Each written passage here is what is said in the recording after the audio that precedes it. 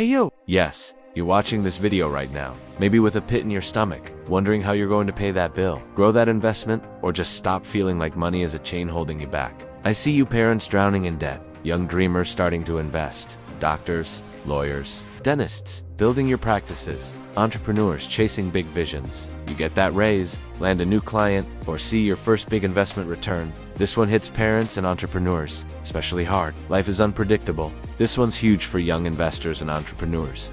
Chasing the next big thing. We tell ourselves, I'll save later, or I'll work forever. They're human. They happen because we're trying to live, to provide, to dream big. But here's the good news. You're not stuck. You're not defined by your bank account or your past choices. You're a parent fighting for your family, a young dreamer building a legacy, a professional or entrepreneur creating something meaningful. You have the power to break these cycles. Start small, but start today. Pick one action, cut one unnecessary expense. Save $10 this week, research one index fund and do it now. As Nelson Mandela said, it always seems impossible until it's done. You're not alone in this, and I'm here to walk with you. Subscribe to this channel, hit the bell, and let's keep building your financial freedom together. Comment below. Which of these crises hit you hardest? And what's one step you're taking today to break the cycle? I'm reading every single one, and I'm rooting for you. Let's do this. But the truth, time is the one asset you can't get back. If you're a parent, you want to retire with dignity, not rely on your kids. If you're young, starting now gives you the magic of compound interest. A 25-year-old investing $200 a month at a 7% annual return could have over $500,000 by 65. Wait 10 years, and you'd need to save double to catch up. It's like planting a tree. Do it now, and it'll shade you later. Professionals and entrepreneurs, max out tax-advantaged accounts like IRAs or 401s. If you're self-employed, look into SEIL. Never forget my mentor S-words. The best time to plant a tree was 20 years ago. The second best time is now. Don't let denial rob you of the future you're working so hard for. You see it all over X crypto skyrocketing, meme stocks exploding. Everyone's talking about the next Bitcoin. You jump in without a plan, and when it crashes, you're left with nothing but regret. In 2021, millions lost fortunes, chasing trends without understanding risk. Investing is like planting a garden. You don't throw seeds on concrete and expect a harvest. You need soil, water, and patience. If you're just starting out, focus on diversified, low-cost index funds. Boring. Sure, but they grow steadily over time. Professionals and entrepreneurs, you might have more to play with, so allocate a small portion, say 5% of your portfolio for riskier bets like crypto or startups, but never bet the farm. I remember a client, an entrepreneur named Lucas, who lost $20,000 on a hot tip stock.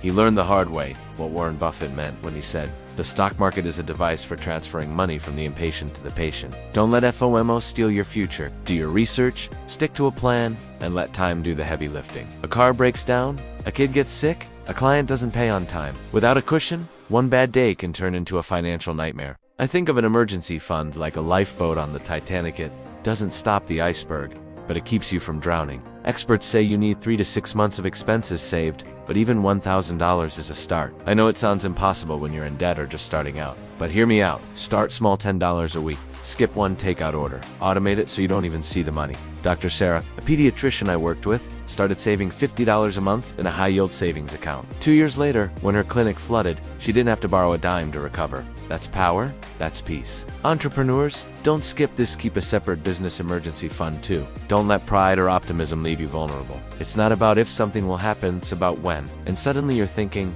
I deserve a better car. Or, let's move to a fancier place. It feels good in the moment until it doesn't. The trap is believing more income means more spending. I call this the golden cage. It looks shiny, but it's still a cage. Studies show that 70% of people who earn more don't save more. It's like planting a seed but picking the fruit before it ripens. You'll never grow a tree that way. Instead, channel that extra income into your future index funds for beginners, real estate for professionals, or reinvesting in your business if you're an entrepreneur. I know a young lawyer named Joe who started putting 20% of every paycheck into a low-cost ETF.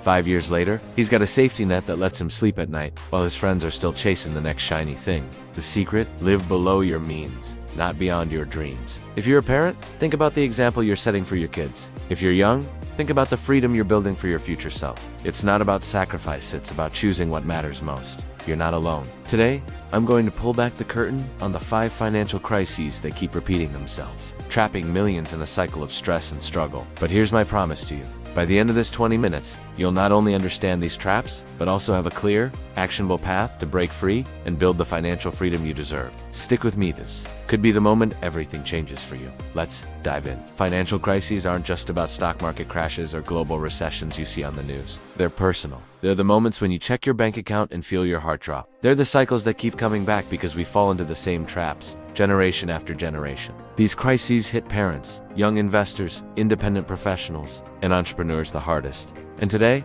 we're going to unpack the 5 that keep showing up and how you can stop them from stealing your dreams. First up, the debt spiral. Imagine you're a parent, juggling school fees, groceries, maybe a mortgage, and that credit card bill that just won't go away. Or maybe you're an entrepreneur who took out a loan to start your business, but now the interest feels like a weight you can't lift. This is crisis number 1, and it's brutal. It starts small: a credit card for emergencies, a loan for a car, but before you know it, you're paying more in interest than you are for your actual life. The average American family carries over $6,000 in credit card debt, and for many, it's like quicksand. The harder you try to climb out, the deeper you sink. I'll never forget Maria, a single mom and dentist I met, who told me she felt like she was working to pay the bank, not to live. That broke my heart. Think of debt like a leaky boat.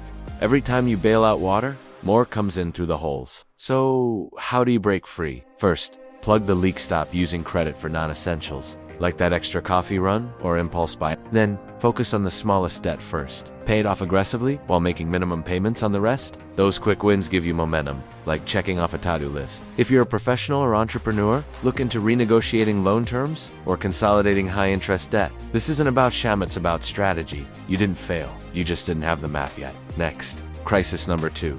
Lifestyle inflation. This one hits young people starting to invest and independent professionals the hardest. Crisis number 3 is the emergency fund mirage, belief that you don't need one or that you figure it out when disaster strikes. Now, let's talk about crisis number 4, the investment FOMO frenzy. Finally, crisis number 5, retirement denial. This one hits everyone: parents, professionals, entrepreneurs, young and old. Let's take a step back. These 5 crises: debt spirals, lifestyle, inflation, no emergency fund, and retirement denial, they're not just numbers or mistakes.